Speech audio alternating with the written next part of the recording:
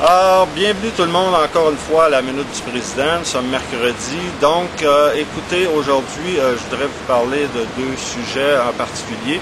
Soit la charge de travail du syndicat, parce que présentement, vous devinerez avec le déficit, les coupures de postes qui se font un peu partout. Le syndicat est passablement occupé à défendre les emplois et les postes et la structure de postes et tout ce qui s'ensuit aussi avec le déplacement, la supplantation.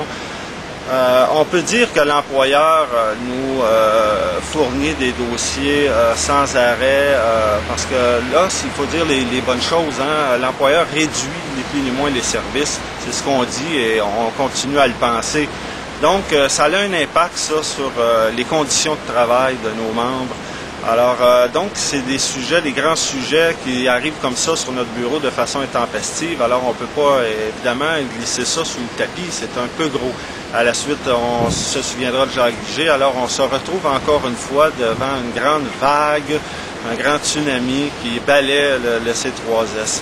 Il y a aussi l'autre aspect, c'est qu'on a entendu, il y a des rumeurs qui disent qu'il y a des gens qui sont ni plus ni moins avertis de ne pas s'adresser, par exemple, à la population, aux familles, et tout ça, d'entrer en contact et de parler du sujet le plus brûlant de l'heure, soit le déficit budgétaire.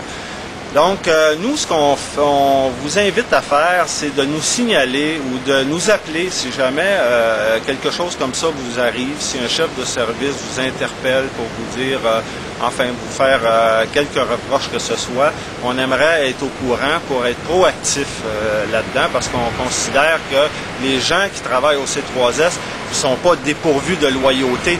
Bien au contraire, c'est les travailleurs et travailleuses qui décident de défendre les services publics et les services à la population. Donc, moi, je vois pas pourquoi qu'on serait gêné dans nos petits souliers d'avoir une telle attitude en face de cette situation-là. Alors, écoutez, et je finirai en disant que, c'est sûr que le syndicat, présentement, je vous cacherai pas que la charge de travail est énorme.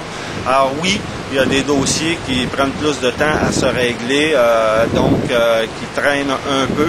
Alors, mais le syndicat, comme je vous dis, a une mémoire qui ne défaille pas, qui a une mémoire d'éléphant, donc on n'oublie aucun dossier et soyez certains que si vous avez affaire avec nous, on va vous revenir là-dessus et on va se reparler aussi pour la suite des choses. Alors, je vous remercie de votre attention. Au revoir.